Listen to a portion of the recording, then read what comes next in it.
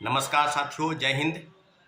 BPSC की जो कार्य प्रणाली है और जिस प्रकार से 17वीं बीपीएससी पीटी परीक्षाएं हुई, पूरी तरीके से बीपीएससी द्वारा आयोजित इस परीक्षा में कई परीक्षा केंद्रों पर, खासकर पटना के जो बापू परीक्षा केंद्र है परिसर, उसमें जो अनियमितता बरती गई, जो जिस तरह के छात्रों अभ्यर्थियों का विरोध देखने को मिला, पूरी तरीके से बीपीएससी की जो कार्य प्रणाली है और बीपीएससी के काम करने का जो तौर तरीका है, घोर लापरवाही जो है वो सामने आया है।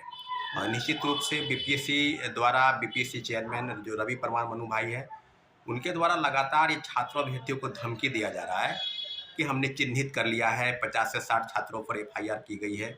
और पूरी तरीके से इस बात को चिन्हित समझ में ये नहीं आ रहा है बीपीएससी को कि आखिर इस तरह की समस्याओं से समाधान कैसे हो, समस्याओं का सामना कैसे कर सके।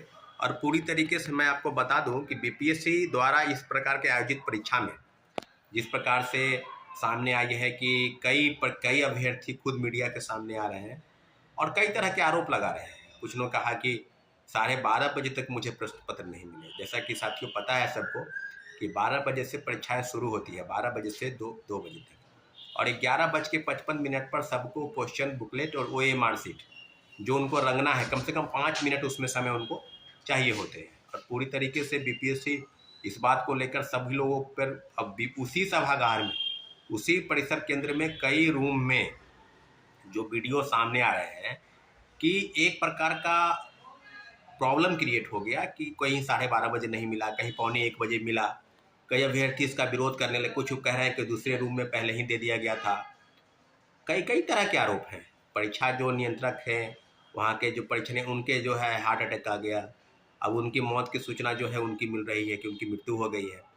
पूरी तरीके से फिर बीपीएससी द्वारा आयोजित परीक्षा केंद्र पर पटना पुलिस एंड पटना के डिस्ट्रिक्ट मजिस्ट्रेट द्वारा जिस प्रकार से छात्रों अभ्यर्थियों पर हाथापाई की गई, उन्हें थप्पड़ मारा गया, इस तरह की चीज़ें सामने आई है।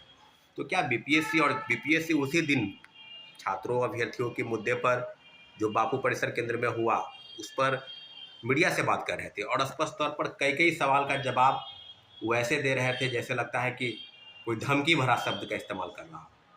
और पूरी तरीके से कई चीज़ें सामने आई है। कई अभ्यर्थी, दूसरे राज्य के अभ्यर्थी जो हैं वो परीक्षा केंद्र में आए परीक्षा देने, जब बाहर निकले, कोई उड़ीसा से आया है, कोई बंगाल से आया है, मध्य प्रदेश, क्योंकि स्टेट जो पीसीएस होती है उसमें कई राज्यों के अभ्यर्थी शामिल होते हैं।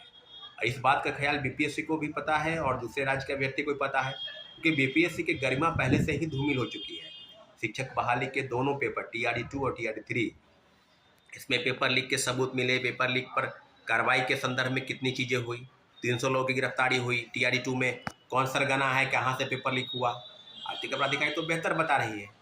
अब जांच चल रही है पटना बीपीएससी द्वारा, जो बीपीएससी पर जांच बीपीएससी खुद कर रही है, जो बीपीएससी खुद कई गलत कुकृत्य में शामिल है। 66वें पेपर लीक कांड हुआ, 67वें पेपर लीक कांड हुआ, पूरा कुकृत्य साबित हो गया।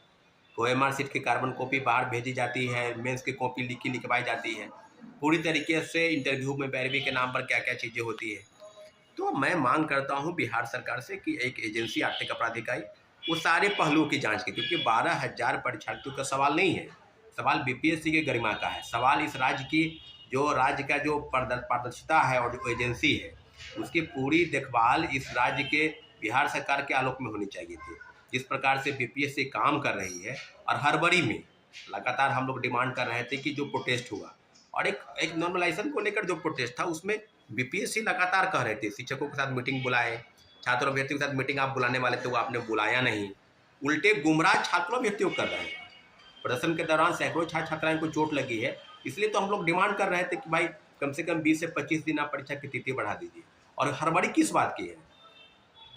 आप 13 तारीख को परीक्षा लेने के लिए डिटरमाइन थे, तो फिर तैयारी आपकी पूरी पूरी पूरी जो चीज़ है वो बिल्कुल सामने आ गई है कि बापू परिसर केंद्र में भी हाल में ही नवनिर्मित केंद्र में है। जिस प्रकार से चीज़ें सामने हैं, लगभग 50-60% लोग परीक्षार्थी परीक्षा नहीं दिए और आप कह रहे हैं कि कोई असामाजिक तत्व जो है उस परीक्षा को, भाई जो परीक्षा देने वाले लोग हैं वो मैच्योर लोग हैं, वो बिल्कुल डिटरमाइन है कि हम बीपीएससी द्वारा परीक्षा में चयनित होंगे, राज्य की सेवा करेंगे, तो आप उन्हीं को असामाजिक तत्व कह रहे हैं। और आपकी तरफ से जो घोर लापरवाही हुई, क्यों?